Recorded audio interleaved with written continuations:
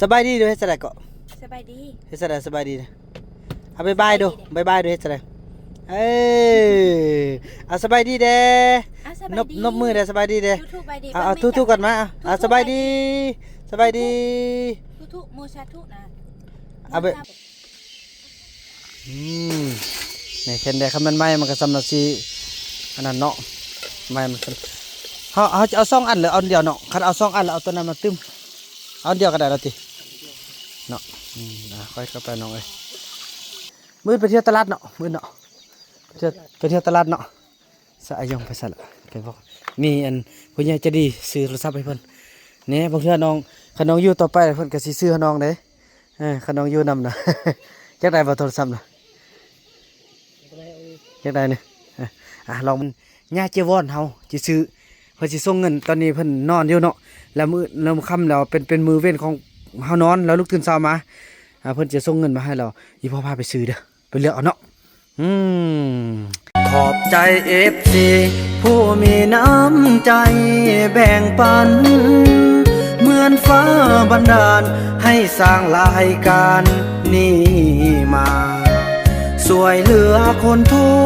กข์คนจนหรือคนด้อยกว่าด้วยแห่งศรัทธาบุญนำพาได้มาร่วมทาง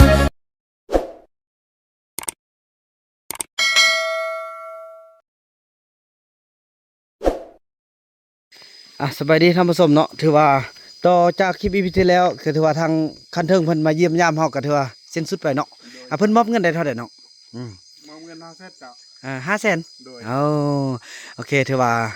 ก็ได้มอบให้บ่ร้อยแล้วบ่ร้อยก็จะได้มอบให้บ่าวนำออกตลาดพี่น้องเอ้ยเนาะจำนวน500,000เบิ่งน้องไล่แล้วบ่พี่น้องเอ้ยเนาะอันนี้ก็ถือว่าเป็นเงินจากสภามาแต่สภาแห่งชาติเนาะพี่น้องเนาะเพิ่นมอบให้จำนวน500,000กีบเนาะเพิ่นก็บ่ได้ให้ถ่ายคลิปได้เนาะเพิ่นก็มาแนะนำส่วนตัวได้ผมโดยคณะเพิ่นพี่น้องตัวแทนมาจากสภาเพิ่นละพี่น้องเอ้ยเพิ่นก็มามอบเงินให้บ่าวนำกับพี่น้องพอต้องเลยจำนวน500,000อาจจะไปซื้อปลาดุกเนาะ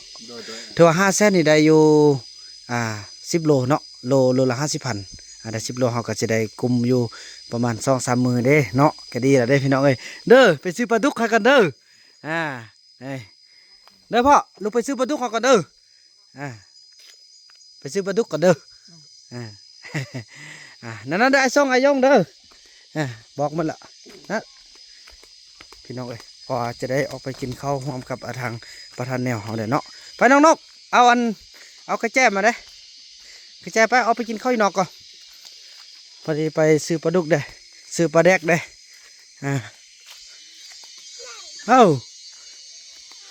นกโทรศัพท์ไอ้ใช่ป่ะเอามาป้าแจมสุดาไป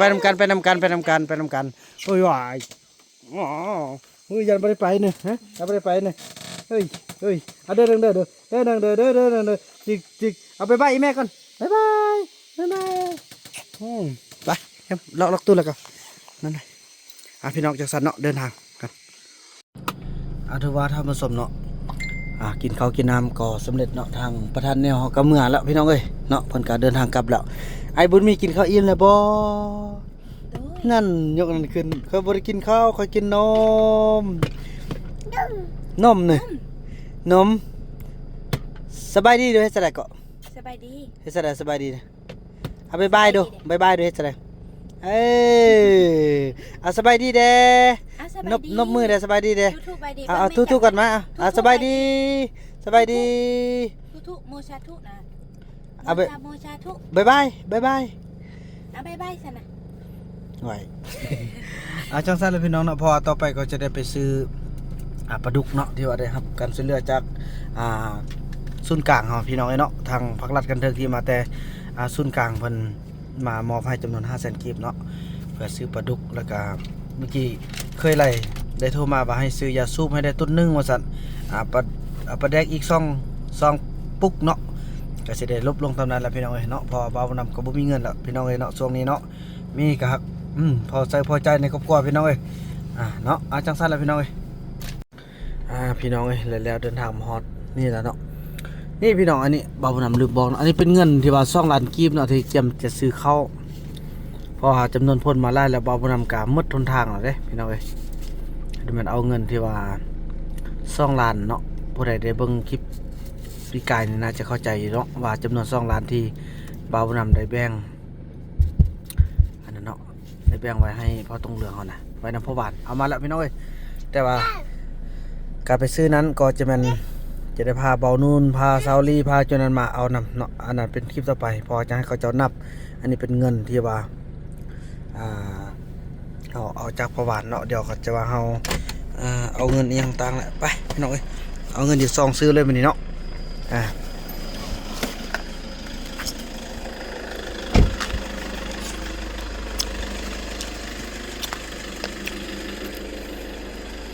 สบายดีซื้อเครื่องเลยเด้อพี่น้องเอ้ย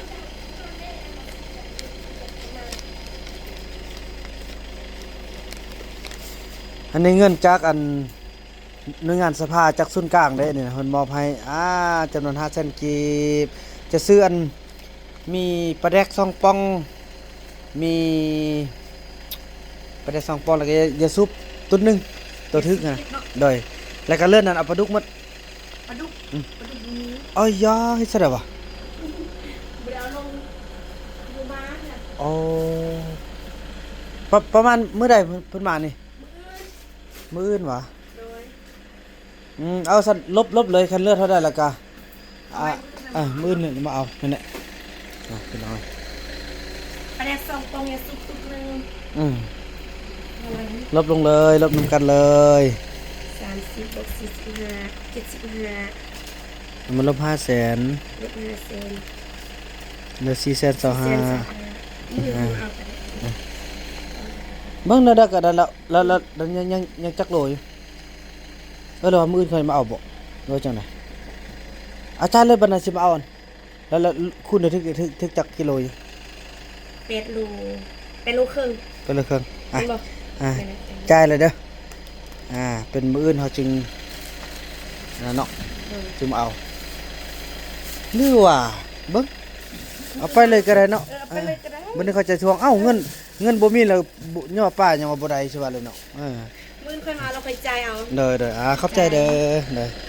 อพี่น้องเอ้ยโอ้ปลาดุกบ่มาฮอดเถื่อเนาะเอาสั่นก็เอาตัวนี้ไปให้เขาก่อน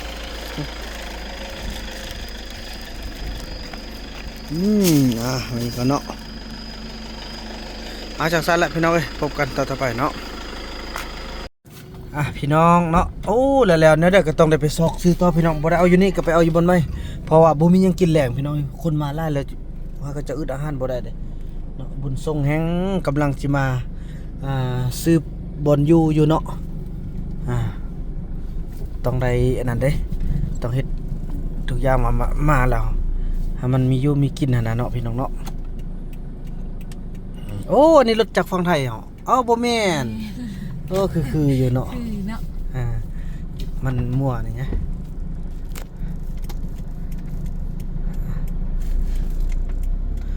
โอเคเดินทางต่อพี่น้องไปเบิ่งอยู่บ้านนากองต่อ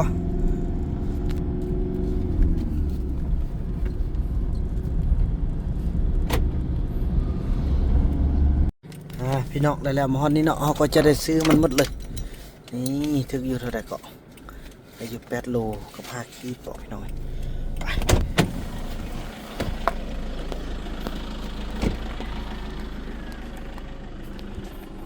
เอาอ่างไปเลยนี่โลเท่าไหร่50เอา58 40บ่ลองไล่ดูอันนี้ถึกเอาอันที่ว่าสิซื้อมันหมดเลย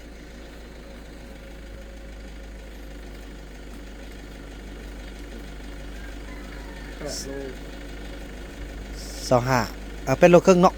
โอเคเอาหมดเลยพอดีทางศูนย์กลางเพิ่นมายามเพิ่นมอบเงินแล้วก็พากันซื้อปลาดุกให้พ่อต้องเรืองเฮาพี่น้องเอ้ยฮอดอยู่ดอกเนาะเป็นโลเนาะบ่สั่งนี่ก่อนบ่สั่งอ่างก่อนเนาะสั่งเลยก็ลบเบิ่งโอ้มีครบหมดเลยทุกอย่างเลยอยู่นี่นะไข่มันยังก็มีหมด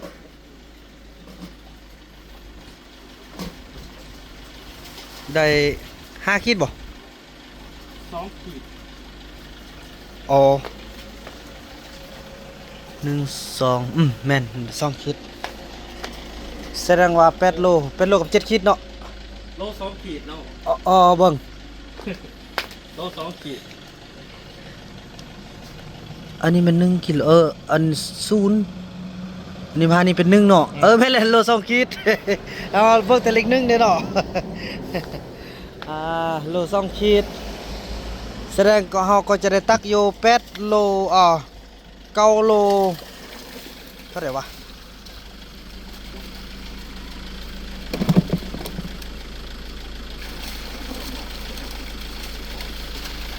8เป็นอยู่9โล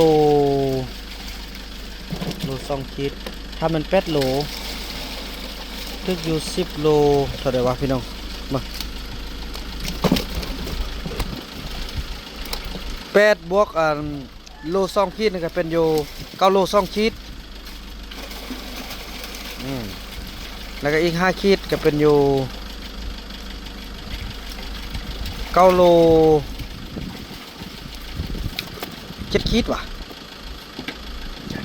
โล2ขีด9โล2ขีด เป็น9โล2ขีดบ่บ่เป็นโลครึ่งได้อ้ายนี่นะเป็นโลครึ่ง โลครึ่งเนาะ เป็นโลครึ่ง แต่โล9โล7ขีดเนาะ เบิ่ง8โลครึ่ง 9โล7ขีด 9โล7ขีดเนี่ย แม่นบ่ สมมุติว่าเบิ่งสมมุติ8โลมันก็ต้องมัน9โล2ขีดเนาะคันมัน8โลเนาะเพราะ ครึ่งโลอ่ะ7ขีด9โล7ขีด 9โล7 8 9แม่นเอาเติมหน่อยนึงเนาะ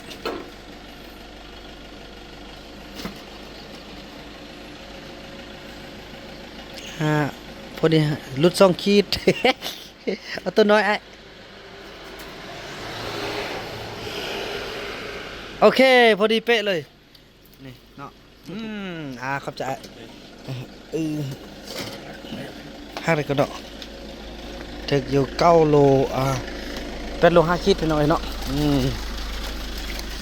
บ่เต้นออกติเนาะ นี่ปิด เบิ่งสิได้เอาไว้ในรถไปในรถเอาเนาะได้ ปิดหมดยัง ได้ละไอ้ขอบใจน้องสิยกจักสั่นแล้วพี่น้องเนาะกดล็อกรถกันตอนนี้เฮาก็มาฮอดนี่แล้วพี่น้องเนาะพอดีเอิ้นใส่เคยมาเอาปลาดุกปลาเอาหยังซอยกัน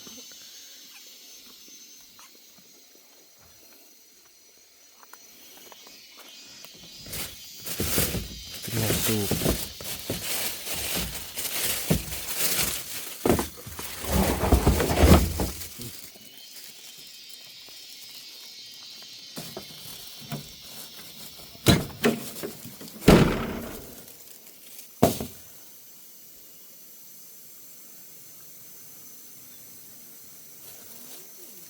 นั่นเนาะ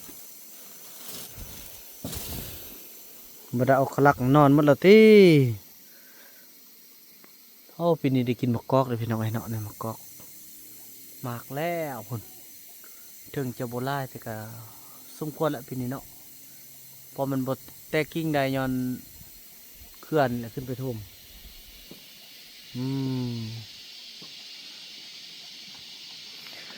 ได้ปลาดุกอยู่8โลครึ่งเพราะว่าลบยาสูบลบอันนี้เด้เงิน500,000น่ะถือว่ามันตุกกิ๊บตุกมันแล้วโอ้ยดีใจเนาะครับใช่แล้วก็ห้ามตัวนี้ไปทำกันเม่นแล้วคุณจะว่าห้ามใส่กันอันนี้เอามีฟ้าบนเนาะไปเลยไอ้จับซะนี่ปลาดุกแม่นบอกปลาดุกนี่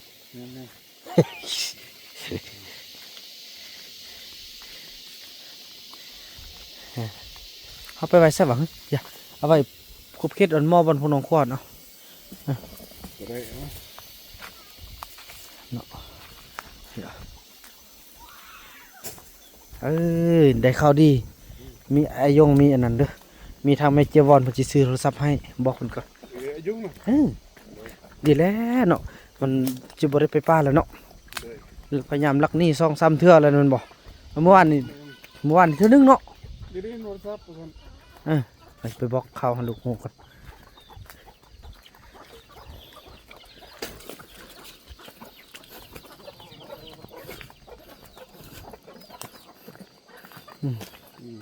ไว้อ่ะ กรมครเนี่ยเบิ่งเอายังรอใหม่เด้อนี่มันออกแล้วโอ้นี่ออก2 อันเขารอใหม่บัดนั้นถ้ามันเป็นโกนนั่นเฮารักษาไว้ตัวเดิมมันออกนะตัวนี้เด้บ่แม่นโอ้อันนี้ก็แม่น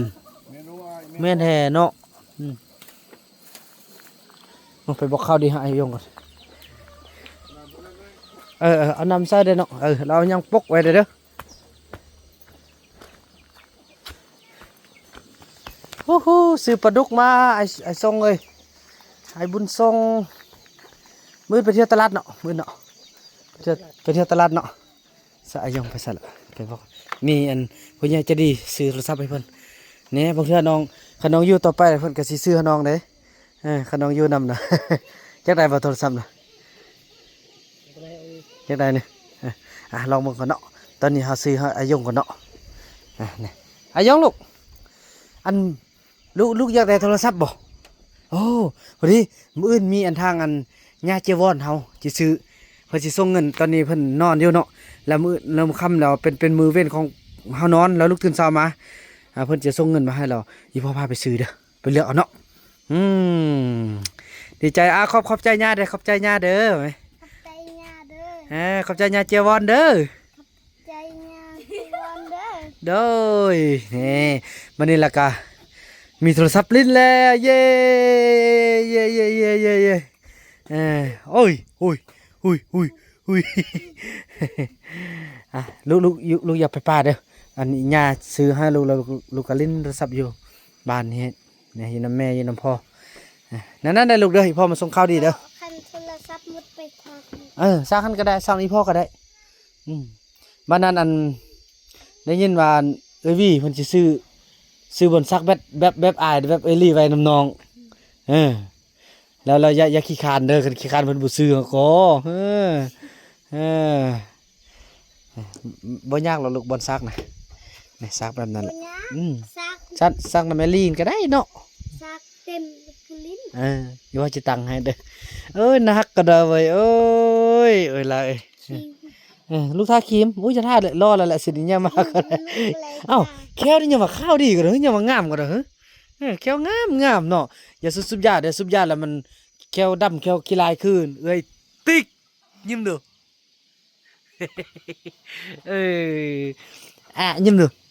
ยิ้มดูฮิแอบบ่ฮู้แอบบุญรอดนี่นู่นใส่นู่นนั่น ซักที่ ย่าน้องคันได้เฮือนงามแล้วอีนู่นหันบ่กินเหล้าบ่กินหยังล่ะก็แต่งตัวงามแล้วบ่อยู่ป้านแล้วก็เอากันเนาะเอากันคืนเนาะก็เบิ่งตัวจริงก่อนเนาะเดี๋ยวนี้ก็ผู้งามกว่าเด้เห็นบ่แต่งตัวล้างหน้าแล้วทาครีมงามนี่ไปตัดผมออกตึมไอ้นู่นน่ะน้องซะได้บ่ขึ้นฮอดกันจังน้อยเลยนี่เราเบิ่งก่อนเนาะเราเบิ่งก่อนเนาะ นั่นแหละไอ้เบิ่งก้อน คันว่าอยู่ดุนเฮิงๆก็เนาะคันว่าบ่กินเหล้าบ่อันนั้นก็เนาะเรางามก็ดินหัวงามพุ่นโลก็ดินเนาะเราบ่ตัวจริงกันเนาะ มื้ออื่นไปนำอายงบ่อายงสิไปซื้อโทรศัพท์ก็ขี่รถไปเที่ยวบ่ ไป มื้อรถมื้ออื่นไปตลาดมีฮอบ่ไปตลาดมีฮอบ่ซื้อโทรศัพท์นายงบ่ใกล้แต่ว่าอะไรกันติดรถบอกว่าเด้อลูกก็ไปเลยเนาะ คันไอ้เปิดรถไอ้บ่บุญรอดจู้มาเลยก็ บุญรอดติดรถเลยดอกเอ้ยบอกแม่เอาแม่ลูกออกตลาดนำไอ้ยงก่อนเด้อว่าสิเอาเนาะมื้ออื่นเนาะไปแก่เด็กใช้คิดตู้ แม่ยังก่อนเนาะบ่ได้กินข้าวสวยเด้อป่าเถอะ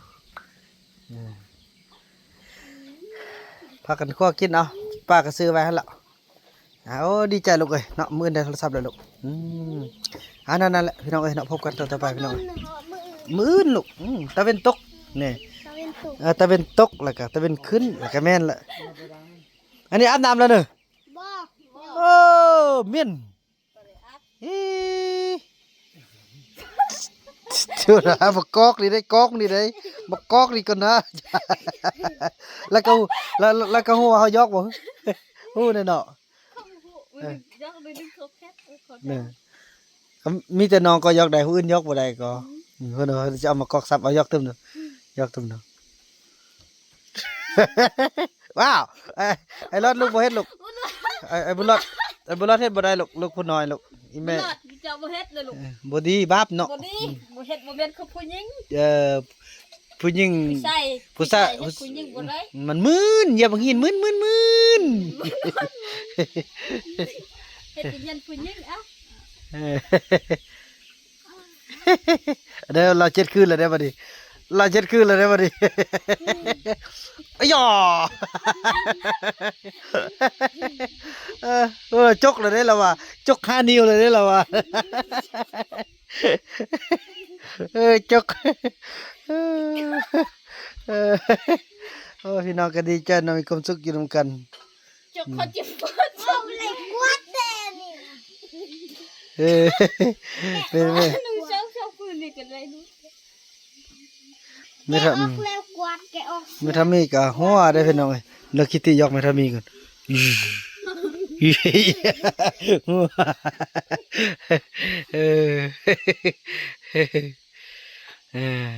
โอ้ Yunไปสินี่น่ะก็มอยมาก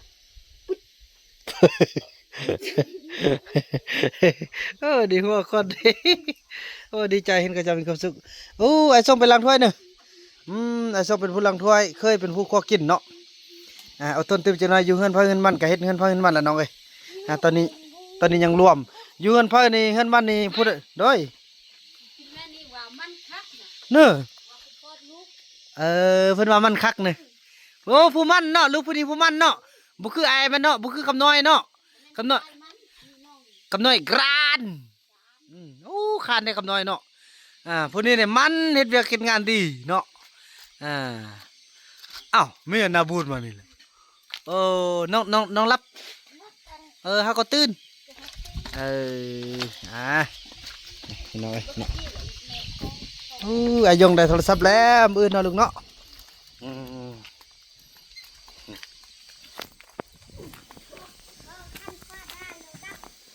เด้ยกันฟ้าห้องฟ้าห้องฟ้าเลื่อมระดับนั่นแหละเพิ่นถามว่ากันโทรศัพท์นะพี่น้องเนาะดีใจขอบคุณเด้อทางท่านแม่เนาะเดี๋ยวได้เป็นผู้อุปถัมภ์คำสู้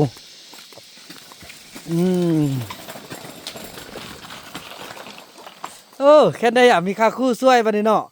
ผู้หนึงเข้าผู้หนึงก็กินแค่ได้ค่อยเข้าไปเนาะสิลึงเพื่อแม่เฮาแม่เพิ่นดีใจพี่น้องว่าลูกชายเฮามันเด้เพิ่นว่าบ่คือผู้คู่ผู้อายบ่คือผู้กกคำน้อยผมนี่แม่นอันเดียวกันเลยเนาะผมกุ้นคือกันเลยเนาะแม่นอันเดียวกันเลยนวดกันไล่คือกันเองแสดงว่าต้องได้เสื้อพ่อแหละพ่อผู้น้องต้องนวดไล่แบบนี้แหละพี่น้องเนาะดีใจทุกอย่างนูเป็นทางกันเนี่ยสั่นแล้วเนาะอันนี้เพิ่นล้างถ้วย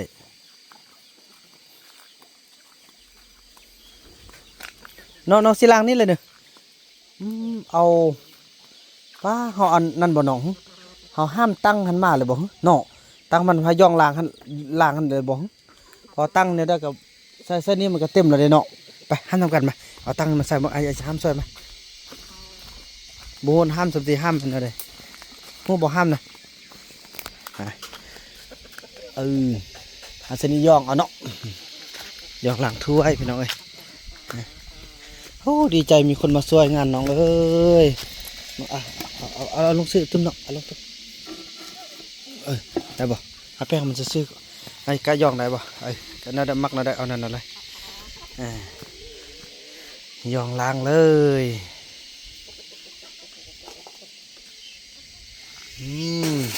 ในเข็นได้คำมันไม้มันก็สำนักซีอันนั้นเนาะไม้มันเขาจะเอา2 อันหรือเอาเดียวเนาะคันเอา2 อันแล้วเอาตัวนั้นมาตึ้มเอาเดียวก็ได้แล้วติเนาะค่อยเข้าไปน้องเอ้ยไม่เท่ามีก็ดีใจพี่น้องลูกชายมาอยู่นำแล้วก็ ลูกชายมันคักว่าน่ะเพิ่นว่าเมื่อกี้น่ะโอ้ลูกชายเขามันคักเพิ่นว่าเพิ่นดีใจเพิ่นว่านะโอ้คักๆพี่น้อง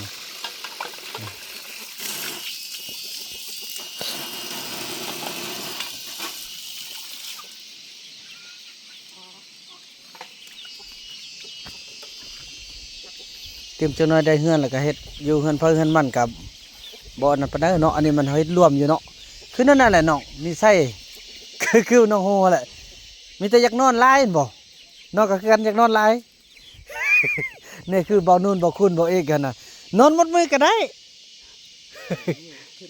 เออนี่มันมือคือกันกันว่าอยากไปกะอยากไปยามใดก็อยากไปเองเนาะหมดนี่ได้พี่น้องเอ้ย บ่คือกันเลยเนาะอยากไปแล้วไปเรื่องมักแท้ๆเลยมันนอนเนาะนอนนี่มักสุดเนาะนอนน่ะเนาะ เนาะผู้ใดก็มักหมดบ่ค่อยเป็นเอาไอ้ดีใจเด้ที่ว่าน้องมาเบิ่งแม่น้องนะโอ้ภูมิใจดีใจหลายน้องเอ้ยนะเมื่อกี้ทางเมืองทางศูนย์กลางเพิ่นมาเยี่ยมยามเพิ่นก็ซุ่มเซ้ยเด้พี่น้องเอ้ยถือว่ามีการเปลี่ยนแปลงอีหยังต่างระดมกันเนาะถือว่าเมื่อวานนี้บ่าวบ่นำไปก็มันได้เสนอผ่านทางเมืองทางแขวงพุ่นแหละพี่น้องเพิ่นก็เห็นดีเห็นพร้อมให้ผู้เกี่ยวมาเนาะเพราะว่าอยากช่วยแหละเพออยู่พุ่นมันก็บ่มีบ่อนอยู่แหละพี่น้องว่าซั่นซะบ่มีได้เป็นของตนเองไปซื้อมือซื้อบ้านจากสิกินยังอยู่แบบใดมาอยู่พี่อันใดก็เป็นของเขาเจ้าเองทั้งนั้นหั่นนะพี่น้องเอ้ยเอาไม้หั่นนะ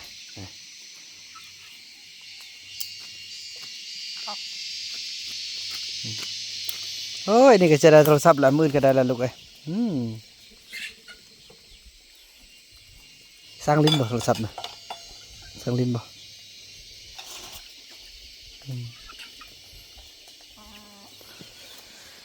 ถือว่า